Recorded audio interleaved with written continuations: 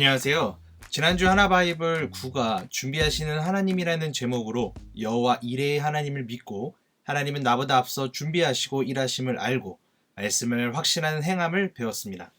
오늘 10과는 변화시키시는 하나님에 대해서 생각해 볼 건데요. 청소년부 10과 교사교육 강의를 시작하도록 하겠습니다.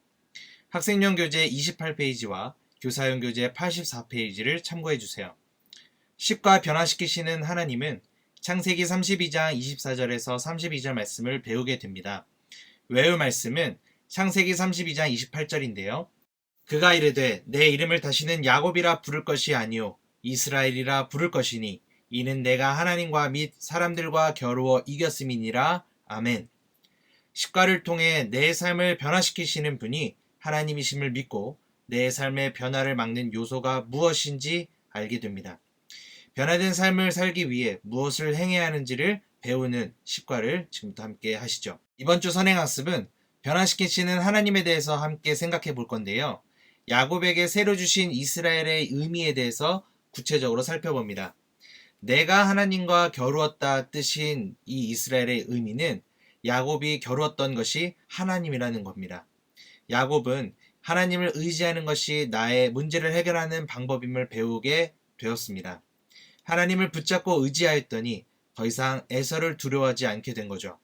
우리도 하나님을 붙잡는 것이 곧 내가 갖는 문제를 해결할 수 있는 방법임을 기억해야 합니다.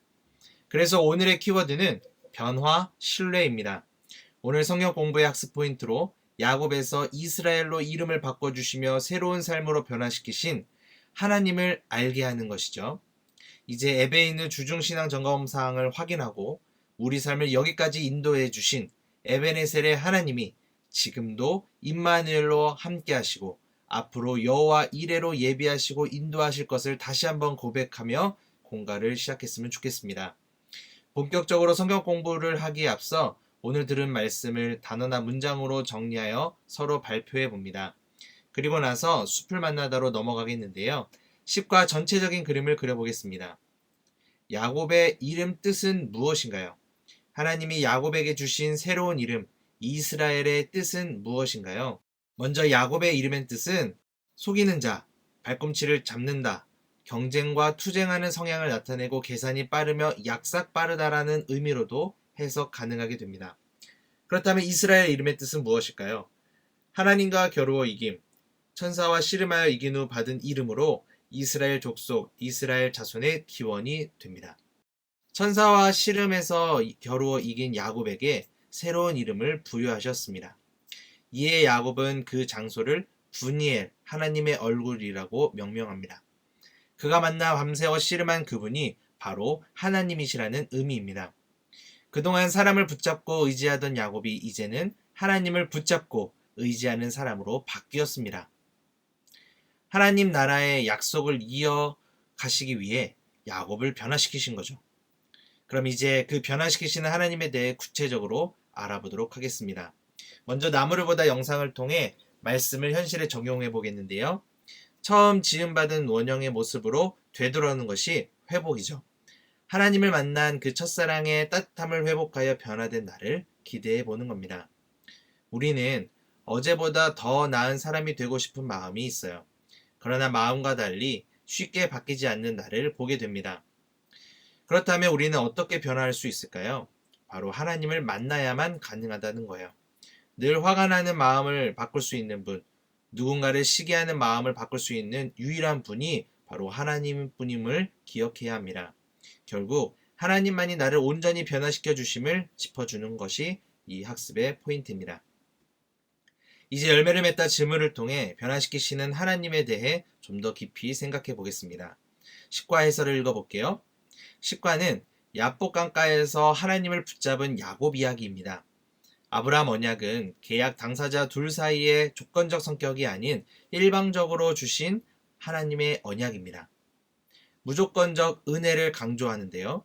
하지만 아브라함이 그랬듯 야곱도 복의 통로와 같은 모습은커녕 실수하고 넘어지기도 하는 그릇된 모습을 보입니다.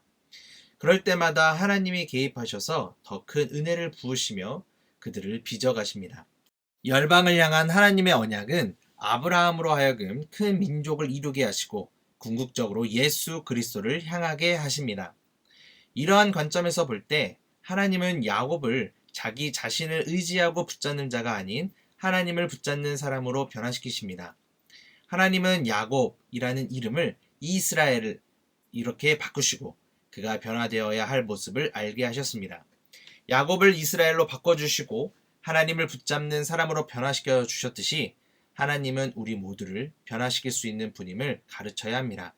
뿐만 아니라 삶의 변화는 우리 힘과 노력으로가 아닌 날마다 하나님을 만나고 교제할 때 가능함을 깨닫도록 해야 합니다.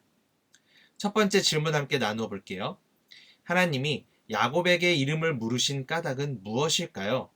그 후에 왜 새로운 이름을 주셨을까요? 약삭빠르고 셈에 능해 자신의 이익을 쫓아 살던 야곱이 이제는 하나님의 뜻에 따라 여러 나라의 아버지로 거룩하게 서기 원하셨기 때문입니다. 야곱은 속이는 자의 이름 뜻처럼 태어나면서부터 하나님 나라 백성의 모습과는 정반대의 삶을 살았습니다. 오늘 본문의 앞 문맥에서는 야곱의 형이 수백의 군사를 이끌고 자신을 죽이려고 온다는 소식을 듣게 됩니다. 이에 야곱은 두려운 가운데 사람의 방법과 지혜로 위기를 모면하려 했습니다. 이러한 야곱에게 천사가 찾아와 그와 씨름하며 이름을 묻습니다. 그것은 그로 하여금 자신의 삶을 돌아보고 하나님 앞에 정직하게 설 수 있기 위함이죠. 두 번째 질문입니다. 하나님을 믿은 후 내 삶에서 일어난 가장 큰 변화는 무엇인가요?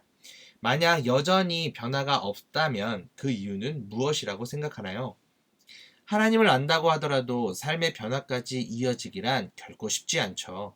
그러나 그 어려움과 연약함을 인정하는 것이 변화의 첫걸음이라 할 수 있습니다. 도덕적인 변화에 대해 답하는 경우가 많을 수 있을 거예요. 틀린 것은 아니지만 학생들 대답의 대부분이 도덕적 행동에 머무는 경우 추가로 다음의 질문을 더 이끌 수 있습니다. 그런데 그런 것들은 하나님을 알지 못하고 믿지 않는 친구들도 가능한 건 아닐까요? 우리가 예수님을 믿기 때문에 나타나는 변화가 있다면 무엇일까요?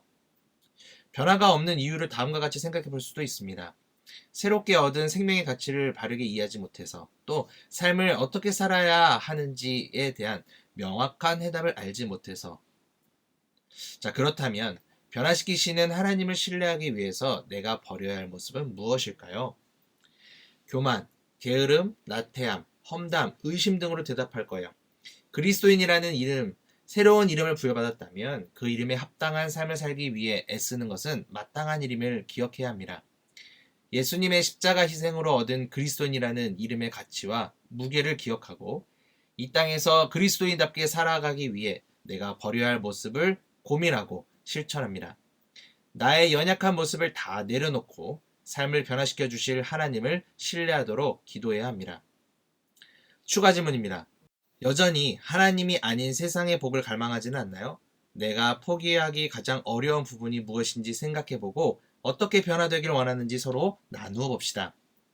내가 무엇을 더 바라고 있는가를 살피기 위해 스스로에게 할 좋은 질문 중 하나는 예수님이라면 어떻게 하실까라는 질문이죠. 이에 더하여 실제적인 변화를 위한 목표를 세운다면 가장 좋습니다. 목표는 구체적이고 현실적일수록 실현 가능성이 높아진다는 것을 알려주시면 좋겠어요. 이제 열매를 맺다에서 배운 내용을 토대로 더 하나 바이블 한 문장을 읽어보겠습니다. 하나님은 하나님의 사람을 새롭게 변화시키십니다. 교사가 성경 공부를 준비하면서 정리한 내용을 학생들에게 소개하면 좋은데요. 저는 이렇게 정리해 보겠습니다. 하나님을 만나면 새롭게 변화된다는 사실을 믿고 선포합니다. 이제 배운 내용을 한 주간 세상에서 실천할 수 있도록 길을 걷다 미션을 부여할 건데요. 이번 한 주간 우리가 함께할 미션은 느리게 가는 우체통 메시지를 보내는 겁니다. 우선 한 학기 후 어떻게 변할지 내 모습을 상상하고 격려 메시지를 작성합니다. 그리고 학기가 끝나는 시각으로 예약 설정하고 자신의 번호로 전송하는 거예요.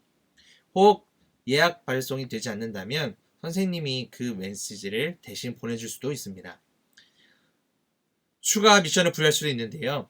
학생이 선택한 시점에 선물과 함께 교사들이 메시지를 보내주어 더욱더 풍성한 나눔의 장이 될 수 있도록 도와주는 겁니다.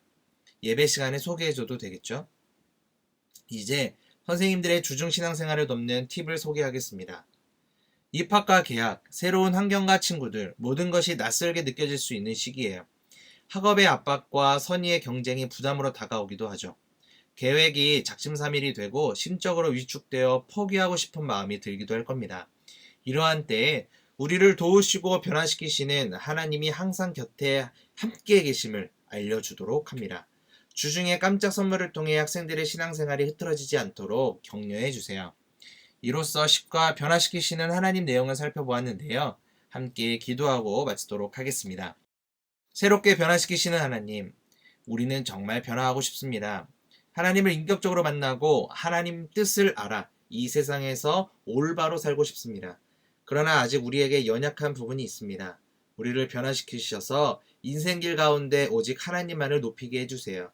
한 주간 삶의 현장에서 세상과 구별된 하나님의 자녀로 바로 세워지도록 인도해 주세요. 예수님의 이름으로 기도합니다. 아멘.